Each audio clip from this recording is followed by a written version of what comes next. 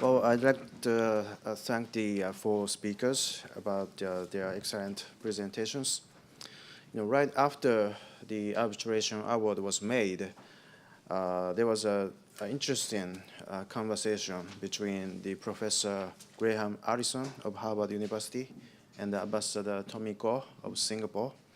Graham Allison stated this arbitration award would not change a great power's behavior, just like the great powers ignored international courts. The China would just ignore. And he even quoted the Thucydides, and he stated that the stronger will do just whatever they have to do, and the weaker will just accept whatever they have to do.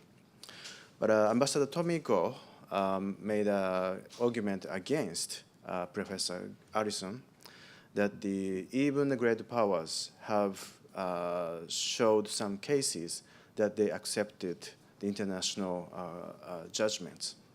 So the question here is whether the power politics will continue to shape the international politics, or the rule of law may have a better implication for the international politics.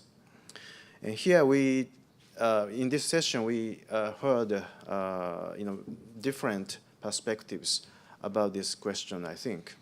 There was a response by the ASEAN, and I was very much encouraged by Professor Thayer's argument that the ASEAN is now increasing its bargaining power vis-a-vis China. And I agree. Although ASEAN couldn't refer to this arbitration per se in their statements, but I see there's a growing unified voices among the ASEAN member countries about the importance of the peaceful resolution and the rule of law. And over time, I think ASEAN will have more bargaining power vis-a-vis China. And we also had the Chinese perspective. And, if I can summarize Professor Yoji's argument that just freeze the situation, just shelve the problem. But I don't think that will be possible. More and more pressure should be coming from the international society to China, and I think China needs to deal with these pressures. And actually, China has been changing its attitude. For example, after the arbitration, China even agreed to conclude the basic framework of COC by the middle of next year. That is something new. So I think China is also shaped by the arbitration award in some sense. And there was a presentation about the great powers. I'm happy today that Japan was included in Great Power Consortium. But I think, what the Professor Koga indicated was, in the end, the U.S. policy is the primary determinant in the South China Sea. And there was a discussion about the U.S. policy yesterday, but my sense is that the problem with the U.S. policy toward China is not necessarily the American China experts' view on China is weak. I think now even the former panhandlers in U.S. is becoming more tough on China. But problem is now the U.S.-China policy is not shaped by the China experts. It is more shaped by people who are engaged in the global issues. So for them, China is a global partner to deal with the global issues such as climate change or Middle East issues. So for them, South China Sea issue is just one of the problems between U.S. and China. For the regional countries, South China Sea issue is the most important issue. So it is so even no matter which will win, I think this situation in Washington will continue. So I think we have to carefully watch how this U.S. global issue experts will see China. And middle powers, I think the key is, regardless of the size of power, either political, military, or economic, the one thing we have to emphasize is the universal principles, such as freedom of navigation and the rule of law. Of course, the regional countries have different economic relationship with China. Some are more dependent on China, and some are not. But regardless of our economic relationship with China, as more regional countries emphasized the universal principles, I think that will have a better implication for the regional issues, particularly when dealing with China. And I agree with Professor O'Neill's conclusion about South Korea, but I have a different understanding of why ROK made a statement on the South China Sea. I see the ROK, yes, ROK was very much sensitive to China, and ROK tried to avoid whatever China dislike. But more recently, particularly the deployment of THIRD indicated that the ROK is trying to pressure China by doing what China dislikes. So, not necessarily the ROK is shaped by the U.S. pressure on China issue, but I think ROK is also trying to use certain leverage over China to shape Chinese behavior vis-a-vis North Korea. And there was some mentioning about the FONAP, and we also discussed this issue. But one thing we have to understand is perhaps we don't have a unified understanding of FONAP. Some people try to regard FONAP as one of the flexible deterrent options, but the others tend to believe this FONAP is just FONAP to preserve the navigational rights under international law. And perhaps there was some over expectation about the U.S. FONAP to challenge the Chinese claim of low tide elevation as territory or artificial islands as territory, but that's not going to be happen by the U.S. FONAP. I think U.S. FONAP will just continue to preserve the navigational rights. So one thing we have to consider is how the regional countries can send a correct signal to China that the low tide elevation cannot be an island. And perhaps not by FONAP, but perhaps by other regional scheme. So finally, let me ask questions to the speakers. One for Professor Yoji. So you said, China doesn't have to conduct the land reclamation of the Scarborough Shoal. But if so, what would be the ultimate goal of China in the South China Sea? Do you think China is now happy about the current status of the South China Sea? You don't have to take any more reefs. You don't have to build up facilities there. So what is the end goal? And the questions to the other speakers is, what if China is not happy about the current situation and China conducts For example, the land reclamation of the Scarborough Shoal, or China tried to seize the second Thomas Shoal, what would be the regional response, and what should be the regional response? Thank you very much.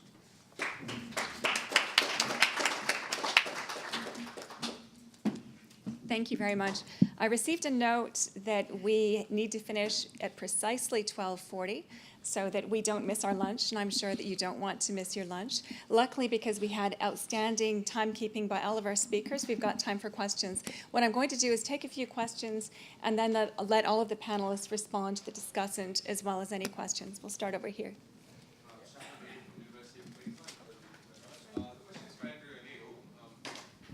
Thank you. The question is to Andrew. So we know from a few days ago that an international tribunal is going to hear the dispute between Timor, East Timor, and Australia relating to the Timor Sea, and under UNCLOS as well, not under the treaty between the two countries from 2006. So I was wondering how that potentially shapes the Australian perspective on this issue, and also the Indonesian one, because that could have implications for maritime borders between Australia and Indonesia as well. Thanks. Okay, we're going to collect a few more questions. The gentleman beside, yes? Sure. Zach Cooper from CSIS. I want to ask a quick question about militarization and whether this is really something that we think we can make progress on. So it looks like there are going to be 72 fighter aircraft shelters on the 3 features in the Spratlys that have airfields. Given that that is already almost complete, does it really matter if technically there aren't fighter aircraft landing on the Spratlys? Isn't that militarization already effectively complete? I mean, just to give an example, at Okinawa, there are 27 hangars, period. And there are going to be 72 fighter hangars alone already in the Spratlys. Thanks. Okay, there's a question back there. I have 2 questions. The first question is related to the application of CUEs to the Coast Guard. I wonder to what extent can the CUEs be applied to the Coast Guard? I doubt that there is a standard operation by the Coast Guard in the region, given that these are new actors and they are still under development. And in many circumstances, the confrontations took place between the Coast Guard and the Navy, and also with fishing fleets. So how to address these problems? And so this question is particularly to Prof. Carl Thayer, and also I would like to have the thoughts from other panelists as well.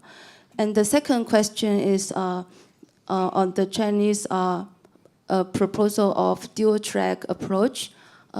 China basically is willing to have the bigger role of ASEAN and in the peace and the stability of the South China Sea. But basically, China wanted to exclude the involvement of external powers. So I would like to have the comments from the panelists on this approach. Thank you. Thank you. We have another question down here. Thank you. The question is particularly to Professors O'Neill and Yuji.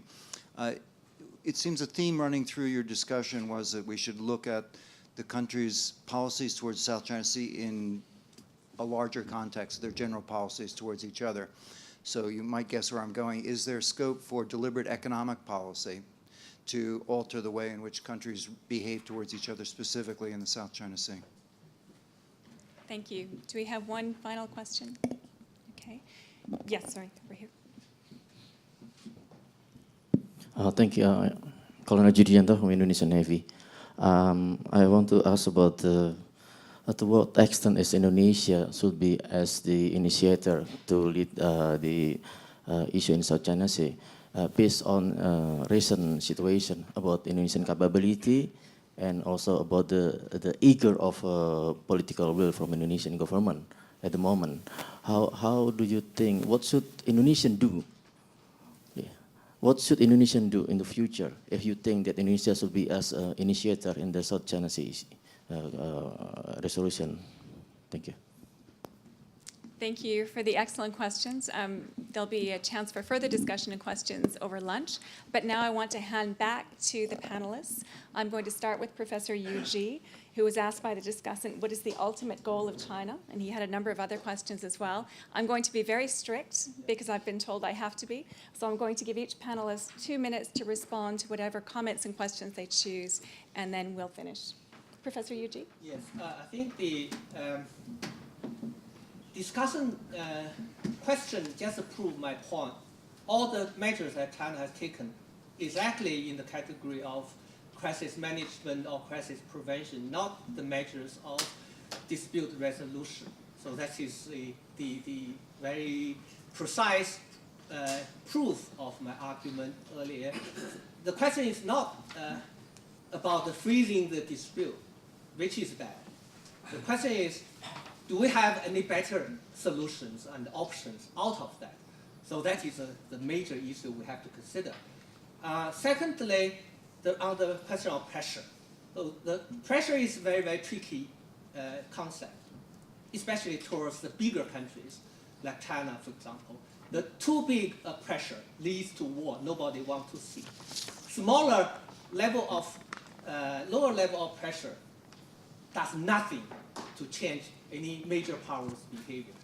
So in between of these two options, I think China has larger room for maneuvering in between, for example, U.S. support of other claimants and U.S. reluctance to engage China militarily. So that is the problem. I think Cooper mentioned yesterday the foundation of this American ad hocism. Next, the ultimate goal, of course, ultimate goal for China is to take all the islands back. The problem is not that. The question is how possible it is, the cost that will entail. So we address the kind of reality. So you can only do whatever you can do.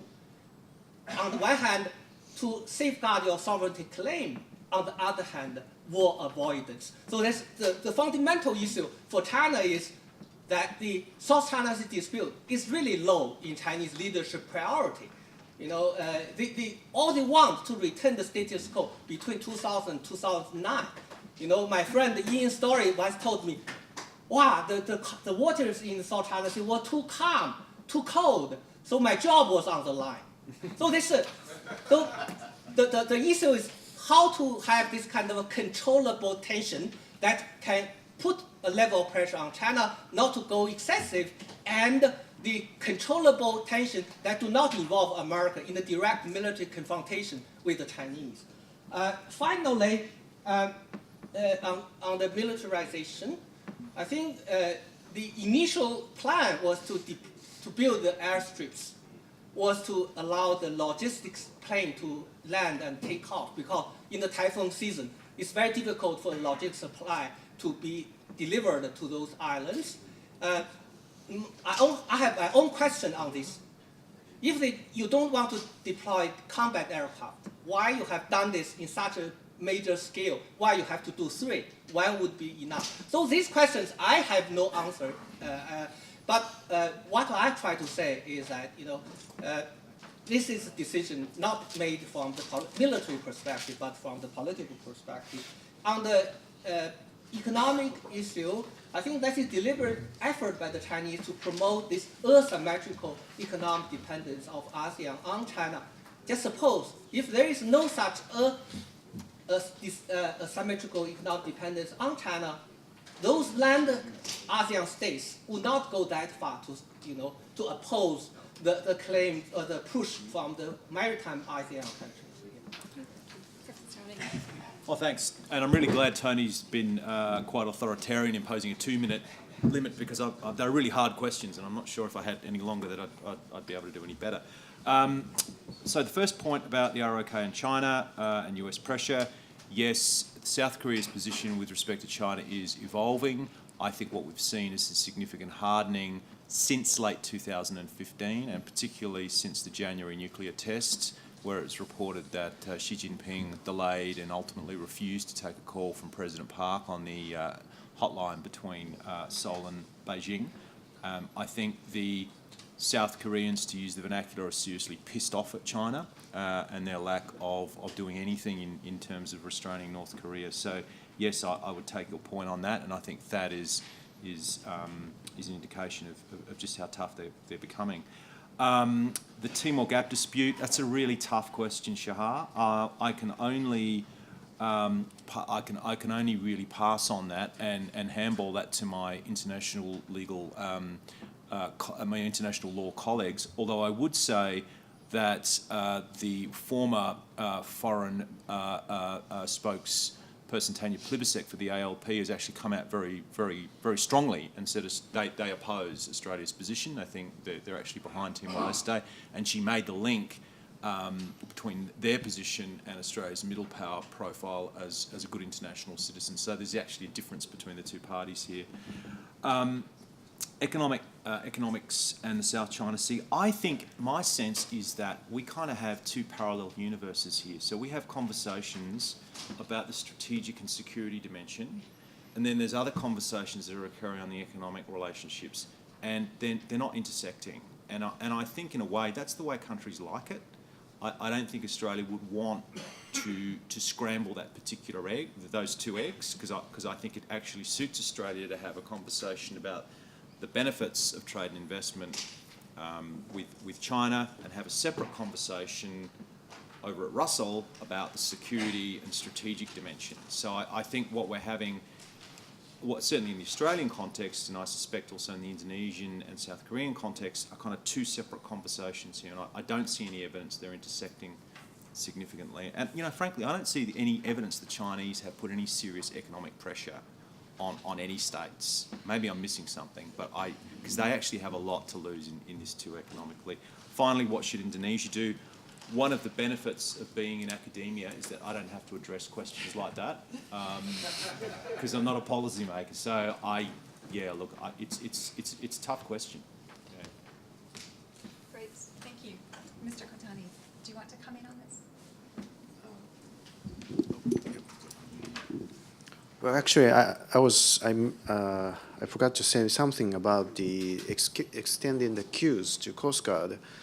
I take the point, but I think it's also dangerous. If you apply the queues to Coast Guard, perhaps China will justify their presence in foreign EEZ and the law enforcement in foreign EEZ. So I think we should be careful about it. I was asked 4 questions, but I'm going to start with militarization. Because I've addressed it. I wrote about it, and it was released as an IIS study at the Shangri-La Dialogue. It's a spectrum of activities from the one end, militarization, putting military forces in uniforms and sidearms and anti-aircraft weapons, through to dual use, where ports, airfields can have both civilian and military applications, to the other end, preparations for conflict and war. And that's why I was suggesting ISS think tanks define this, because the term's been bandied about, and try to establish the kind of red lines that one would adopt. So can you make progress? Well, the heart of all this is the U.S. commitment, security commitment to the region. That gets at the Scarborough Shoal question and a dual track approach. If the U.S., it depends on what Duterte does with the U.S., because Scarborough Shoal was always seen as the last place China can place a radar to get complete coverage over the South China Sea for warfighting domain. If they're going to kick the U.S. out, then that goes. And the U.S. is not going to fight for the last rock on Scarborough Shoal if the Philippines aren't going to bury that. So ASEAN will make its condemnations and whatever verbs. They can't act. They're a cow, not a horse, said the foreign minister, and we must see that. Second Thomas Shoal, again, mutual defense treaty. It's not dealt with by the arbitral tribunal. Military activities, uniformed Filipino personnel, if it were attacked or subject to coercion, that theoretically could trigger the defense talks between the two, but it depends on Duterte.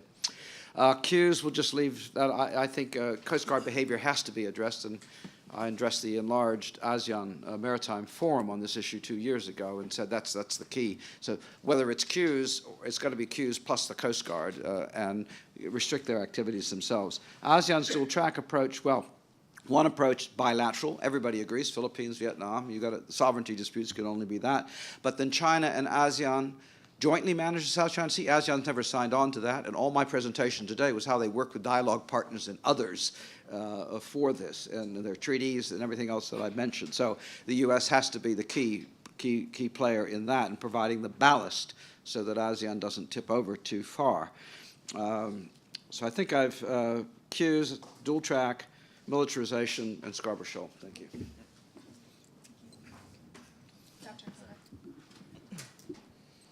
So I just have the general question from the Kotani-san about the what if the China is not happy about the status quo, and then if they actually start to continue to actually do the creating the artificial islands or the militarization. I think the regional response should be the at first like based on the again like ASEAN, and then the ASEAN needs to be actually ASEAN needs to be gathered, and then they have to be consulted. But from my perspective, I think that it's unlikely that like they could actually come up with the common kind of like the documents to criticize the what's happening like in the South China Sea. So in that sense, next phase is going to be probably like bilateral. I think the Japan and also the United States could help the claimant state, and then this might be the kind of trigger. But then this is going to be more kind of based on the balance of power politics. Like you have to actually do these kind of things. Otherwise, we just let the China kind of do the fight to accomplish strategy. Thank you very much. I always listened to Chris Roberts, and when he told me we had to finish by 12:40, I knew that we had to, and that gives me 10, 20 seconds left to say thank you very much for your attention and some excellent questions. And please join me in thanking our 4 paper presenters for fascinating papers and our discussant for some incisive comments. Thank you, everyone.